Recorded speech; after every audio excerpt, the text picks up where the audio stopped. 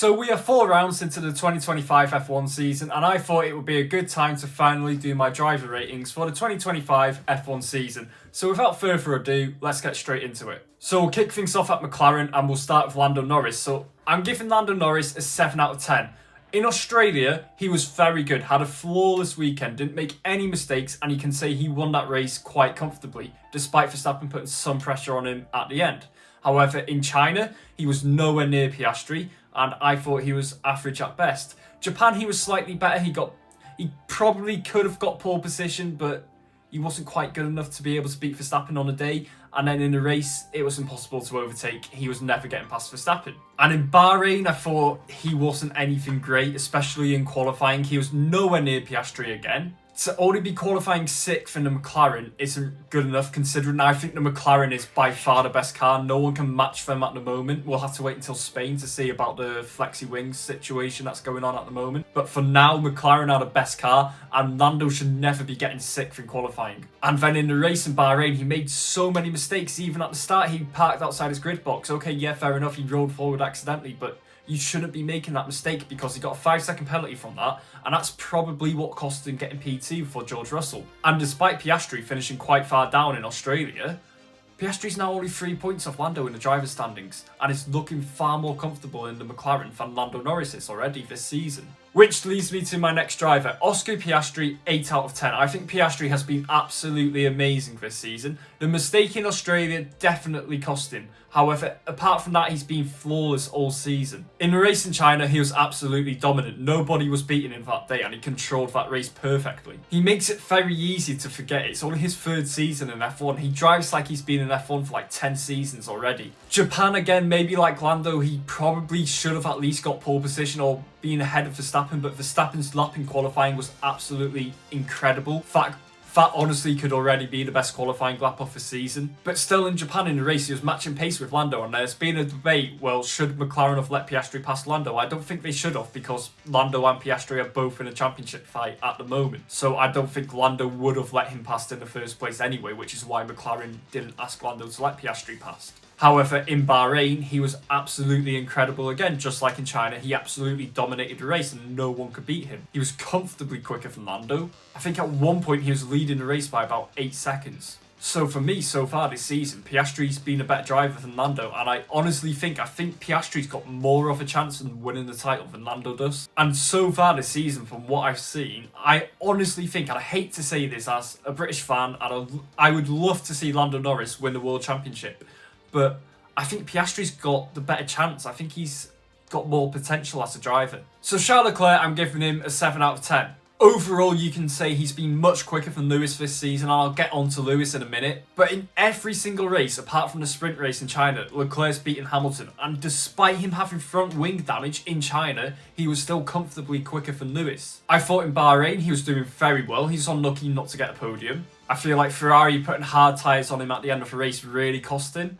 And it's typical Ferrari, right? They saw with Verstappen, he went onto the hards halfway through the race, and he had no pace at all. He got passed by Kimi Antonelli.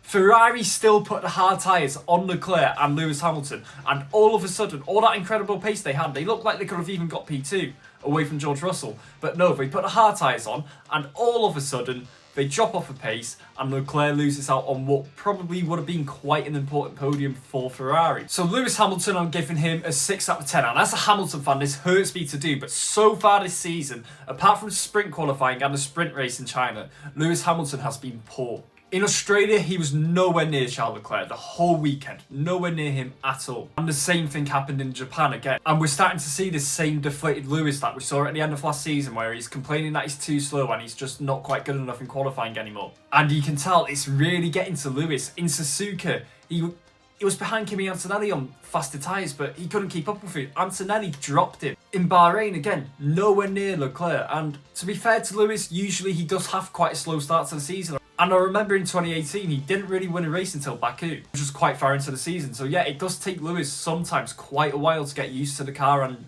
well into the season to start scoring good points, compared to his championship rivals at least anyway. But he really needs to start picking things up, because there's a lot of expectation around Lewis at Ferrari. Obviously, one of the best drivers ever in F1. He can't be driving around 10 seconds off the pace compared to his teammate every single weekend because it's just not a good look for Ferrari or Lewis. So now we'll move on to Red Bull, and Max Verstappen, 9 out of 10. For me, he has been the best driver so far this season. He is getting the absolute best of what is a terrible Red Bull car. Honestly, for me, like I said, that pole position in Japan is probably going to be the best lap of the season already. And then to be able to hold the McLarens off in Japan as well. Yes, it was hard to overtake that race weekend, but he still had to find a way to keep the McLarens behind because for the whole race, Lando Norris was within 2-3 seconds of it. But he was able to handle the pressure and he controlled the race and won it really well. And to only be a few points behind Lando Norris and Oscar Piastri in the championship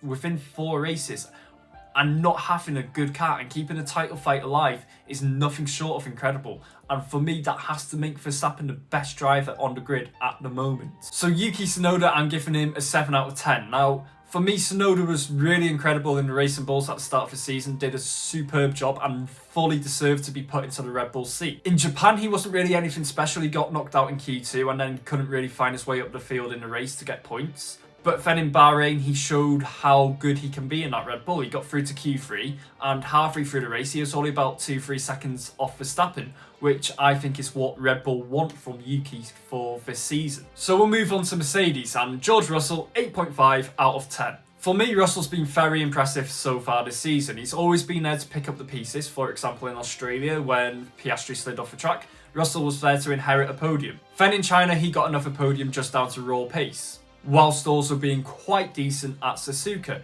In Bahrain, he did very well to get P2, despite having Lando Norris on his gearbox for the last 10-5 laps off the race. And for me, you could argue George Russell's in a title fight at the moment. He's not that far off the lead, and if Mercedes can just bring in a few upgrades, get the car to match up with a McLaren, then you never know, they could win a few races. And Russell's been very consistent so far this season, and if he could just keep within a few places off McLaren's during the race, keep within 20 points for most of the season, he will be in this championship fight. And we know Russell's always there to pick up the pieces. I'm not saying Russell's the favourite to win the title, no chance, but he will be in this title fight. And Kimi Antonelli's 7.5 out of 10. Kimi Antonelli is doing everything right so far this season. He's not really made too many mistakes. In Australia, he was very impressive when he got knocked out of Q1 but was able to make his way back up through the field. And in the Japanese Grand Prix, he was leading the race for a few laps, and despite being on much older tyres compared to Max Verstappen, Lando Norris, Oscar Piastri, he was only lapping half a second, 7/10 of a second off the leaders.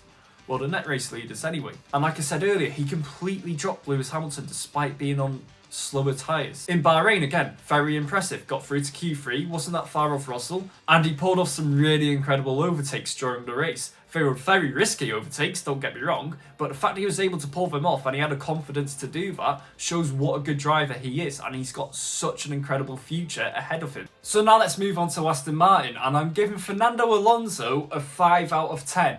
I thought Alonso has had a really poor start to 2025. Now, to be fair, the Aston Martin has not been a great car, let's be honest. But in Australia, he made quite an unusual and rare mistake for Fernando Alonso, and he crashed out of the race. Now, I thought, fair enough, one race for Alonso to crash out isn't that bad, and he's not really done it again. However, in China, he had to retire the car. He wasn't even able to match Stroll in Australia or China either.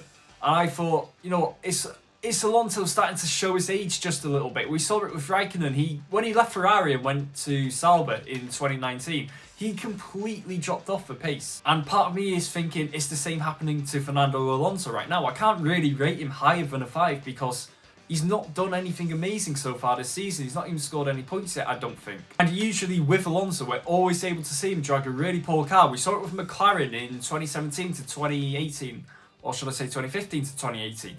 That the car was so poor, one of the worst cars on the grid. However, he was still able to get it into points and get McLaren some championship points. But he doesn't seem to be able to do that at the moment in the Aston Martin. And is that his age, or is the Aston Martin just that poor of a car? But again, he's not really been beating Stroll that much. Alonso is an incredible driver, and I really do hope this isn't just him showing his age and it is just a poor bit of form. But for now, I can't rate him much higher than a 5, so he will just get a 5 out of 10. And I'll also give his teammate Lance Stroll a 5 out of 10. Stroll had an okay start to 2025. He got a few points in Australia, and I think he might have in China as well, I could be wrong. But other than that, he's not been anything special. In Bahrain, he was quite poor. Wasn't beating Alonso, he was quite far off the pace actually. Also, one thing I will say about Stroll in China, Alex Gillen brought this up, that He started way ahead of Behrman and he was on the same strategy. He still got points, but Behrman finished very far ahead of him in the race, quite comfortably as well. And yes, the Haas is a better car, but when Stroll is starting that far ahead of Behrman in the race, but he's still not able to beat him in the race on the same strategy in a car that's probably not that far off the Haas is quite poor. Anyway, let's move on to Alpine, and I'll start with Pierre Gasly. I'll give him a 6.5 out of 10. I think Gasly has been okay so far this season. In Bahrain, he was absolutely incredible. He got 5th in qualifying, which is nothing short of incredible in an Alpine, which hasn't been the best car so far this season. And I want to rate Gasly higher, but I can't because he's not been able to prove much this season with the car he's had. It wouldn't really be fair to rate Gasly any higher than a 6.5 because, like I said, he's not had a car to prove anything so far this season. But what I will say, he's comfortably beaten Jack Doohan, which is what he should be doing. And talking about Jack Doohan, 5.5 out of 10. He's had an okay start to his F1 career. He made a few mistakes in Australia and he crashed out. To be fair, his pace hasn't been that far off Pierre Gasly. But one thing for me that brings Doohan's rating down quite a bit was the mistake he made in FP2 in Japan at Turn 1, where he thought, and I hope this isn't true, yeah, but apparently in the simulator, Jack Doohan thought he could go through Turn 1 flat out with a DRS open. Now, any F1 fan would be able to tell you, having DRS open in a corner, you might as well bring a load of bumper wrap around with you because you're going to be going straight into the wall. It's all well and good doing it in the simulator, but you can never open the DRS halfway through a fast corner, especially Turn 1 in Japan, and expect to get out of the corner without crashing. And with him already being under pressure with Franco Colapinto rumoured to take over his seat at any point during the 2025 season, mistakes like that are mistakes Doohan cannot afford to make. And he did a lot of damage to the car as well, especially in a cost cap era. Alpine do not want to be spending money repairing the car from a massive crash like that, especially in practice where you don't need to be going flat out, where that money can so easily go on upgrading the car, which is something Alpine really need to do because so far this season, they are not where they want to be. I thought in Bahrain he was okay. He did really well to get into Q2. He almost knocked Yuki Tsunoda out of Q2 as well, and I think he was 11 thousandths of a second from getting into Q3, which is very unlucky. So for that, I'll keep his rating at a 5.5 out of 10. So now racing balls, and we'll start with Isaac Hadjar. Isaac Hadjar has really impressed me so far this season, actually. He's exceeded my expectations. Yes, he made a really poor mistake on the formation lap in Australia, which I said before is a mistake no driver should ever make. But to be fair, when Yuki Tsunoda was at the team, he wasn't that far off it. He's been able to score points, and since Liam Lawson's came into the team, he's been beating Liam Lawson. He's been getting into Q3 quite regularly, and for a rookie, that's very impressive in a car that's not the best car on the grid either. It's a solid midfield car, but it's nowhere near the top cars.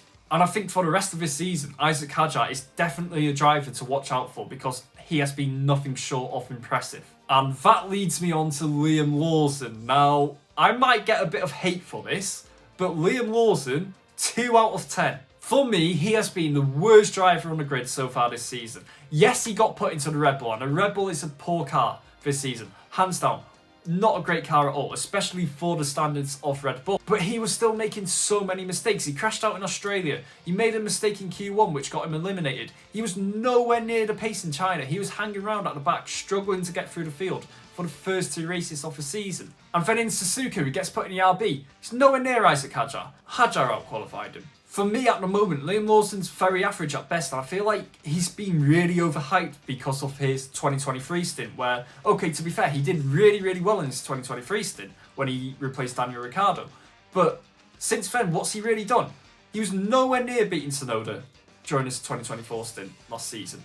Tsunoda out-qualified him in every single session. He makes some really aggressive and dangerous overtakes, and okay, it's good to see a bit of aggression in the driver, and I do like it, but Lawson seems to be too aggressive and he pisses quite a few other drivers off. Remember Fernando Alonso putting his middle finger up at Sergio Perez in the Mexican Grand Prix last season. For me, that's really unprofessional. So yeah, for me, Lawson has been the most underwhelming driver so far in 2025, and I hope it improves because I can see the potential in Lawson, but he's got to get more consistent. He's got to start beating Isaac Hadjar and getting into Q3 and scoring some points because that RB car is quite capable of doing it. Hadjar has proved that. Anyway, let's talk about Haas and Esteban Ocon, 6 out of 10. He's done very well so far in the Haas this season. He had a very good race in China, and thanks to Ferrari getting both their drivers disqualified, he finished 5th. which for Haas is a very good amount of points. However, for me, I think he's only been on par with Ollie Behrman. And as Ocon's a more experienced driver than Behrman, a way more experienced driver. This is his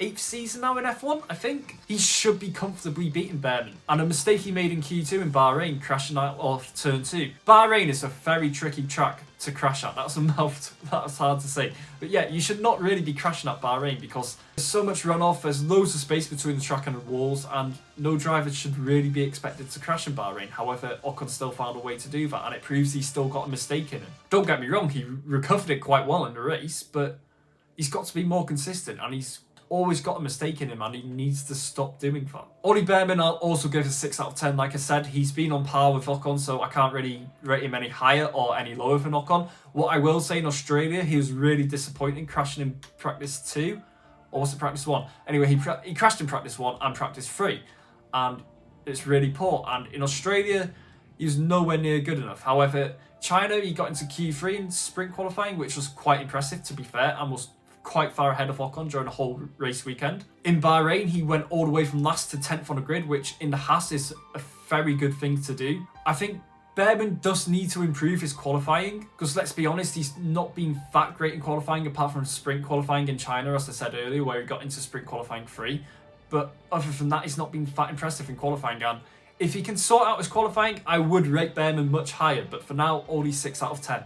Anyway, Williams and Alex Albon, 8 out of 10. Albon has been so good so far this season.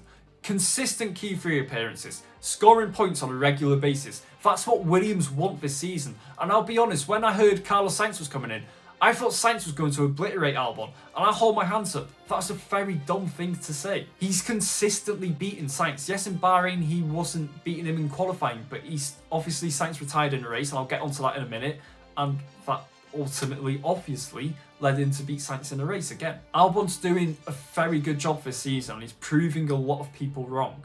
So Carlos Sainz, 6 out of 10.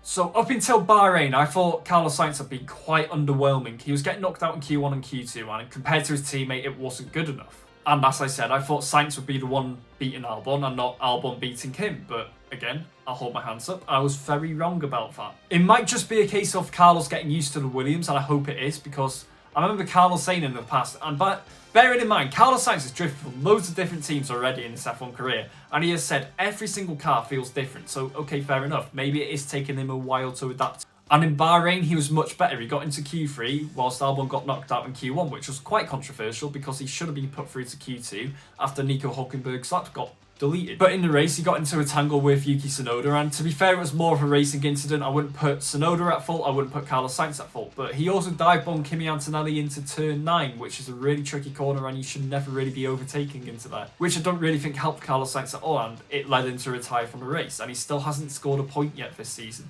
Well, I say he hasn't scored a point. He has scored a point, but that's thanks to disqualifications. On raw pace, Carlos Sainz has still not scored a point yet this season, and he needs to start picking things up, in my opinion. Anyway, let's move on to Kick Sauber, the final team I'll talk about. And Nico Hülkenberg and Gabriel Bortoleto, I'll give them both a 5 out of 10. They've not really had anything to prove this season. A bit like with Gasly at Alpine. The car's not been great. They've not been able to show what they can do in that car because it's so poor. I think they're both doing incredibly well to get the car out of Q1 and get into Q2. Bortoleto in his first ever race did very well to out-qualify Nico Hülkenberg, but because the car's been so poor, I can't rate them low and I can't rate them high, so I'll sit on the fence with them. I'll put them a 5 out of 10, and I hope that they're able to improve during the season, and Bortoleto's able to show what he can do, because I think Bortoleto's a good driver, but he's not able to prove that yet this season. And we all know Nico Hülkenberg's a really good driver, but I don't think he's happy just driving around at the back of the grid for every single race. Their race pace has been so poor, especially compared to their qualifying pace. Anyway, there's my 2025 driver ratings after 4 rounds into the season. Let me know in the comments if you agree with them or if you don't. Thank you so much for watching, subscribe to the channel for more F1 content, and I'll see you all in the next one.